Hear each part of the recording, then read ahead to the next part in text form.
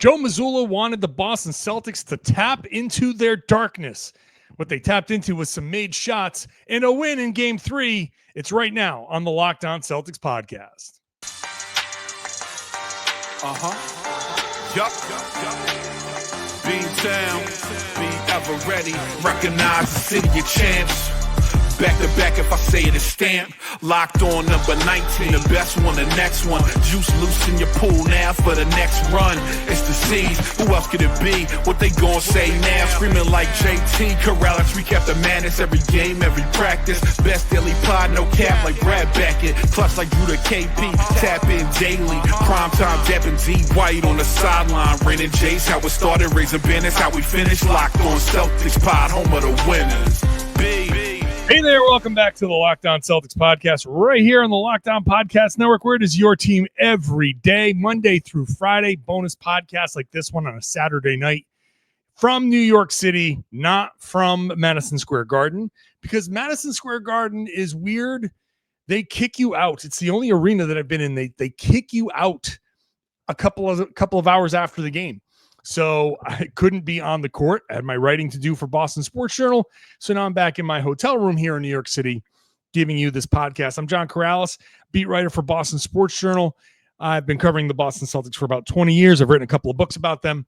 So I have a little bit of a depth of knowledge here for you if you're a new listener. Hopefully you subscribe, you enjoyed this show, which today is about a Boston Celtics win, 115-93. They led by more than 30 at one point. They got the lead to over 20 early in the game, early in the second quarter, and that was enough to just carry it through. The Celtics got a lot from Payton Pritchard. I'll talk about him in a few minutes. They the tap into their darkness is a Joe Mazzulla, just another Joe Mazzulla classic quote. And but let's just start with this. They look more like themselves for the first time this series. They really did look like themselves. I didn't think they played particularly well in game one, and then they collapsed. I think game two was still something to be desired, and they collapsed. And game three, they actually started to look like themselves. They were, first of all, hitting shots. This is number one. They hit shots, and it can be as simple as that. Now, Joe, when I asked him about that after the game, kind of pushed back on it and said, we didn't turn the ball over. We did other things, we won the margins. So it's not just as simple as we hit shots, but you hit 20 of 40 3-pointers. Hitting 20 3-pointers is a great start for, if the Celtics are going to win, hitting 20 3-pointers is a great place for them to begin a winning game. So that is the number one thing. The number one thing from the Celtics is they got back to looking at like themselves. They played some pretty good defense. They hit a good amount of their shots. Now 50% is a little bit of a correction, water finding its level, so to speak, but it's still open shots fell. And part of why they played good defense is because the shots fell. And part of why the shots fell was because they were playing good defense. Everything kind of flows in that same kind of circle. So it was good to see the Celtics getting that, just looking like the Celtics, building a lead, keeping the lead, adding to it, preventing runs. All of that stuff was huge in this game. Now, it's another kind of part of this pattern for the Celtics where they lost 2 games at home, questionable losses, tough losses, and then they go on the road and they dominate. Remember back to January, that little stretch of Celtics losing at home, and you're like, why are they losing these games at home? They don't look good. And, we excused a lot of it away. And then they go on the road and it's like, wow, okay, that's the Boston Celtics. And it's kind of wild that this pattern is coming back now. I think it does show some of the value of the regular season. And even though the Celtics were able to flip a switch, they're not always it's not always that easy. And when you put a little bit of pressure on them, it does, you revert back to some of your base instincts. In this season, some of their base instincts was, to perform on the road, and they got a little too comfortable at home. For whatever reason, they get a little too comfortable at home. They can't do that anymore. They don't have that margin for error anymore. But they come out here on the road and they, quote, tap into your darkness. That's Joe Mazzulla. He said it got dark there for a little while, but in a good way. Joe Mazzulla loves a challenge. If there's nothing else about Joe Mazzulla that you should know, it's that he doesn't want things to be easy. He said, I didn't get into this for it to be easy. He does not want what you want, what I want, which is easy wins, no questions asked, Celtics dominate, be done with it, end of story. He really doesn't want that. He wants a challenge. He wants to see what his guys are made of. He's always testing himself to see what he's made of, and he wants his guys to do the same. He's testing other people. He's constantly testing. That's Joe Mazzulla's MO. And so he wants to win every game. He wants it to be hard. He wants them to figure things out. He wants everything to be a little bit difficult. And what do you have? What are you made of? And so, yeah, it got dark, but he said, I want them to tap into your darkness. You have to. And I think what that means is when you tap into your darkness, I don't think he means like tap into your dark side, like your Darth Vader or anything like that, but more tap into like, okay, what is it that makes you uncomfortable? What is this situation that we're in that makes it uncomfortable? Why are we here? And how do we get out of it? That's, I think, what he's looking for.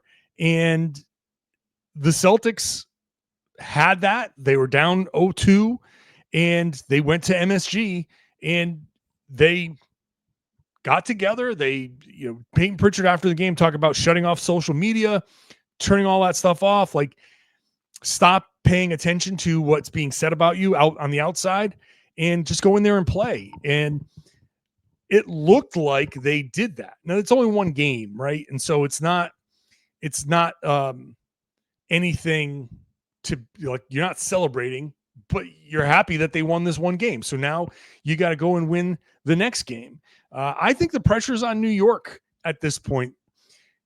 The Knicks, there might be people who argue there's no pressure on New York because they're not expected to win. But once you go up 2-0, now all of a sudden the expectations are. People have been declaring the Celtics dead for the past 2 days. I'm not even going to get into specific people and all of that stuff, but the Celtics have been declared dead for a while. People have been dancing on a hastily dug grave real quick. It doesn't mean that they are dead, but the Knicks, I think, have the pressure to put the Celtics out, to put them away. You won the first 2 games. Now you have 5 chances to win 2 games. You should be able to do it if you're the Knicks. But the Celtics are very capable of winning 4 in a row, 4 of 5. As Jaylen Brown said after the game, so you got to beat us 4 times. Not 2, not 1, not 3. You got to beat us 4 times. And that is a level of confidence and I think a little bit of maturity of understanding how long this series really is, how much basketball there is left to be played. The Knicks still have to beat the Celtics 2 more times. And that's hard to do. Teams don't beat the Celtics that often. So the pressure is on New York. You're at home. Win a freaking home game. But the home teams are, I'm recording this as the Golden State Minnesota game is going on. So as of right now, the home teams are 3-8 in the playoffs. And look, it looks like, I'm checking the score, it looks like Minnesota's going to win. So that would make it 3-9. Home teams are 3-9 in the second round of the playoffs.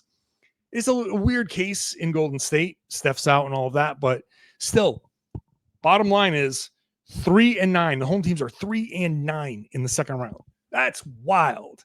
So the Knicks want it to be 4-9. The Celtics want it to be 3-10 the next time they play, or whatever the number is going to be by the time they play again. The pressure, I think, is on New York. The pressure is on them to win that game and put themselves in a position to upset the Celtics and take that series. I think there is also pressure on the Celtics to not lose to the Knicks, but I do think that the pressure has shifted to New York. So I'll get into the key moment. My number one moment of this game that told me, okay, this game is different. That's coming up next.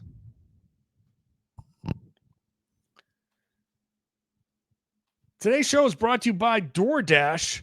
Open up that DoorDash app because they have a new thing called They Swoosh You Score during the playoffs. If any player drops 50 or more in a playoff game, Dash Pass members score 3-piece crispy tenders combo from Wingstop the next day. All you got to do is place an order of $20 or more. Use the code Wingstop50 at checkout, and that combo is yours. It's crispy, delicious, and totally free. Offer valid from noon to midnight the day after a game. If you've ever looked at your delivery fees and thought there's got to be a better way, Dash Pass has you covered with $0 delivery fees and exclusive perks like this one. And when you think about it, how much are you going to save over a season with Dash Pass? So here's the play. Sign up for Dash Pass. Unlock this and other exclusive deals all season long, all postseason long. When a player this playoffs scores 50 or more in the playoff game, Dash Pass members can grab a free 3-piece crispy tenders combo from Wingstop the next day with a $20 purchase or more with the code Wingstop50. That's Dash Pass. Your door to more savings, more flavor, and more ways to win. Terms apply. Today's show is also brought to you by the Amazon Fire TV Stick. It's this great device that's also an Xbox. You can turn any TV. I'm here in my hotel room. I can plug it into this TV behind me if I want to fire up some Xbox. It has EA Play included. Fire TV Stick 4K devices are your gaming and entertainment hub. No console required. All you got to do is have a paired controller. You get all sorts of EA Sports games, all sorts of Xbox games. So it's endless entertainment. You got 4K streaming with more than 1.5 million movies and TV episodes from your favorite subscribed services like Netflix, Prime Video, Disney Plus, Max, and more. Listen, summer is coming up, so you're going to be traveling with the family. This Fire TV Stick 4K plugs into any one of these hotel room, Airbnb, whatever TVs. When the kids are around, you get the paired controller. They play the video games. They stay occupied. They're happy. When they go to sleep, you use this because you don't know what channels are going to be on the hotel TV. You can use it to stream a bunch of stuff. It's a no-brainer to me. So head on over to Amazon.com/FireTV Locked On to get started. Xbox Game Pass, Ultimate subscription, and compatible controller is required. Amazon.com/FireTV Locked On. Available on select devices, including Fire TV Stick 4K, second generation, Fire TV Stick 4K Max, first and second generation, and Fire TV Cube, third generation. Thank you for making Locked On Celtics your first listen every day. Go check out Locked On NBA Game Night. They've got the playoffs covered 7 nights a week. I'm there on Friday nights with Jake Madison. So all the playoffs covered, deep dives into all the games. So go check that out. All right, the one stretch where I said, this is where the Celtics have this game wrapped, and I felt finally a little bit of confidence in them holding the lead, was the 2:55 left in the first half. The Celtics, Jaylen Brunson hits a 3, and the Knicks cut it to 17. Now, it sounds familiar, right? Like the Celtics were up 20. Brunson hits a 3. They cut it to 17. There's less than 3 minutes to go. This is about the time where you're like, oh, okay, here we go. Here it is. And I think I even said it out loud on press row, like, okay, here it is. Here we go. Time to buckle up. And what the Celtics did was they went on their own 14-6 run and went into halftime up 25. And to me, that's as much as a turning point as the Celtics in the middle of the second quarter going on a 9-0 run to turn the 13-point lead into 22. Now, at that point, that 13-point lead going to 22 changes the dynamic of the game because it never really got down below anything serious. But that end of second quarter stretch, when the Celtics went in, I'm sitting next to Suichi Terada from Mass Live, and we're talking about it. The Celtics do not end quarters well in this series. They're not finishing quarters strong in this series. This is it. If they botch it here, we're in for another one. And if they don't, then this looks good. And they didn't. So to credit to them, that was a very, very important stretch that prevented a run that really kind of shut down New York's hopes. That crowd was electric. That atmosphere was electric. Madison Square Garden is one of those buildings, just like TD Garden, but there's something to it. The way it's constructed, the way, I don't know, it's an older building, the acoustics, something, whatever. I don't know what it is, but the lighting maybe, because it's lit a little bit differently. It's like stage lighting. That place was rocking, and the crowd was into it. You know, during the anthem, you could always tell when a crowd is really, really into it. During the anthem, they're like hooting and hollering and they're singing along, and like when they're that into the anthem, you know they're ready to go. And the Celtics immediately kind of stomped that out. By the third quarter, they were doing the fake Jumbotron, get loud stuff, and no one was reacting. No one was getting loud. They weren't even reacting to the fake noise meter or all that stuff. So Celtics did a great job of taking the life out of that building right away. That's what you love to do on the road. Nothing better than walking into that kind of atmosphere and then listening. Oh, where'd you go? You're all pretty quiet now. So great job there. Heading into the half the way they really took the life out of that building. Payton Pritchard was a huge part of this. The Celtics made timely plays, got timely stops, and Pritchard was kind of in the middle of a lot of it. Pritchard played 34 minutes after playing something like 24 and 22 in the first two games. Now, Joe said it was about Drew Holiday being in foul trouble, and that's why he got a lot of run. Pritchard checked in the first quarter and didn't sit out until didn't even sit for the rest of the half, and ended up playing 34 and a half minutes, which is more than anybody except for Tatum and Brown. So he really got the call here. 8 of 16 shooting, 5 of 10 from 3, 23 points to lead the Celtics. I thought he was incredible, and it does raise the question of, like, should he be playing more? And I was having that conversation before the game with people, and it's an interesting question because he has been targeted, and Brunson especially is like, hey, I got another small guy on me. You don't need a pick to free Brunson up when he's playing against Payton Pritchard. You don't need to get a switch. Brunson can just go try to cook, and that you don't want to just give the other team that kind of advantage. But Pritchard, to his credit, has been really, impressive defensively. He's held his own. There are a couple of plays where Brunson got him because he's Jaylen Brunson. He's going to get everybody. But more often than not, Pritchard was on the positive side of things for the Celtics. And I thought, I think he's the type of guy whose ball pressure defensively can disrupt what the Knicks are trying to do, slow them down. But also on the other side, he can play a faster tempo in the half court and get the Celtics into their sets a little bit faster. It was no surprise that Pritchard's, when Pritchard stopped handling the ball and handed it off to Jayson Tatum, that everything slowed down with the ball in Tatum's hands. Now Tatum shot well. He hit 4 of his first. He was 4 for 4 from 3, and then 1 of his next 5. So 5 of 9. But he definitely is a slower player. Pritchard, when you need to play a little bit faster, putting the ball in his hands and asking him to make not just plays, but reads and be the point guard.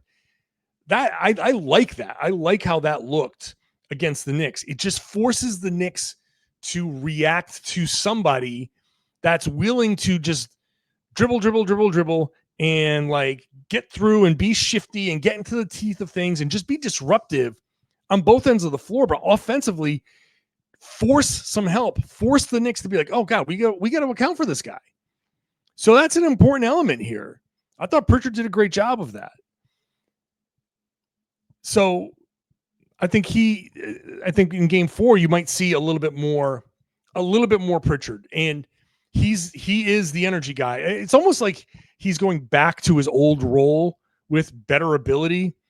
I think his speed and his tempo really are important against the Knicks, because the Celtics, when the Celtics play slow, I think that plays into New York's hands.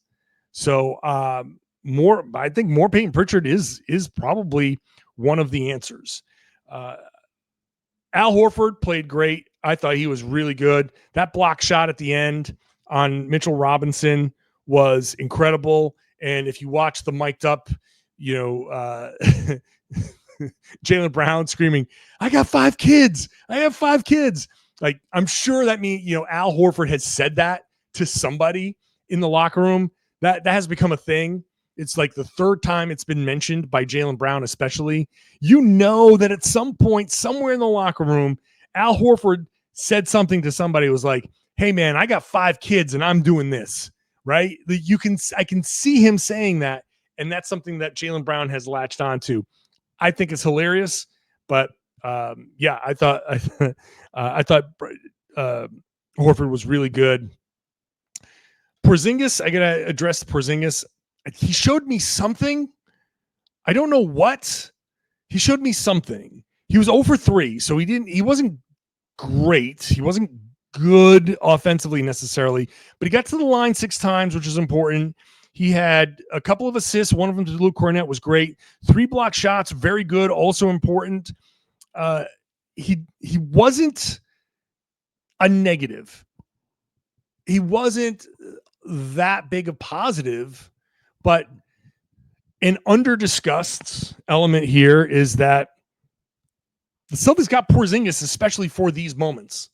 Those game 1, game 2, fourth quarter collapses, that's why the Celtics got Porzingis. When the Celtics were playing like that against Miami in 2023, Brad Stevens reacted by getting Porzingis and being like, that's the guy, that's our matchup guy. So with him not there and him not taking advantage of the matchups, that hurts the Celtics' ability to stabilize when things are going awry. Now, he did a little bit of that. So I don't want to say that him being back and playing in this game and playing, 19 minutes.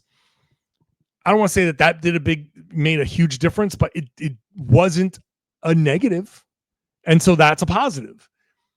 If he can come back, if he's feeling better, then great. Then hopefully he can be more of a factor. Derek White was really good hitting shots. He had some tough ones.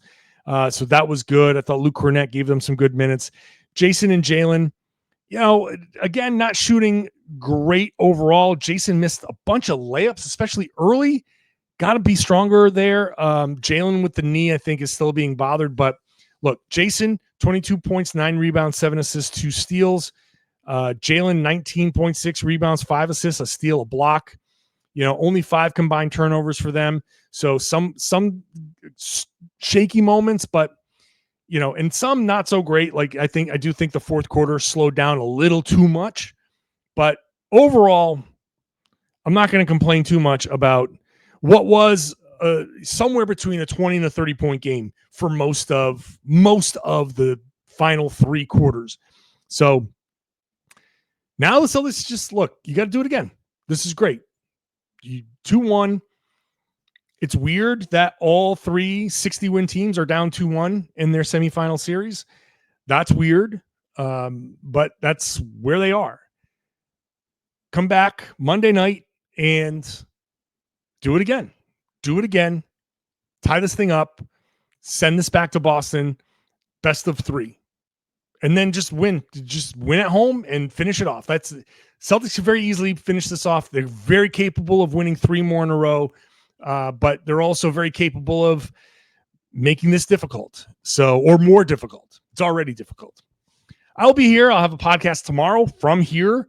We'll rewatch the game, get deeper into it, look ahead to that game 4 here in New York. So make sure you're subscribed wherever you get your podcast. Watch the show on YouTube. Get into the comment section. I would suspect fewer Knicks fans will be here this time, but I'm sure plenty of you are here. So hello, Knicks fans. If you're a Celtics fan, you got to get into that comment section and brace yourself for the fight. Would appreciate it if you do that. And then I would appreciate it if you shared the podcast and told everybody they should be listening to and watching the Locked On Celtics podcast here on the Locked On Podcast Network. It's your team every day.